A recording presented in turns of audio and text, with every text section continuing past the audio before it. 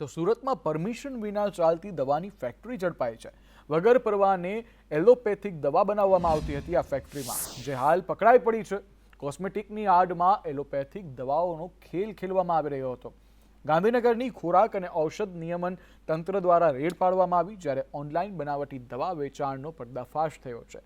તંત્ર દ્વારા શંકાસ્પદ એલોપેથિક દવાના નમૂના લેવામાં આવ્યા, જ્યારે કોસ્મેટિકના 11 અને દવાના 3 નમૂના લેવામાં આવ્યા. જ્યારે તમામ નમૂના ચકાસણી માટે મોકલવામાં આવ્યા. રૂપિયા 30 લાખની કિંમતની દવાનો જથ્થો હાલ જપ્ત કરવામાં આવ્યો છે, જ્યારે લિંબાયત ઝોનની બાજુમાં જ આયુષી એન્ટરપ્રાઇઝમાં રેડ પાડવામાં આવી હતી. સરથાણામાં આર્જ એન્ટરપ્રાઇઝ પણ પકડાઈ ગઈ છે, જ્યારે માંગરોળના પીપોદરામાં પણ કાહરી બાયોટેકમાં રેડ પાડવામાં આવી છે.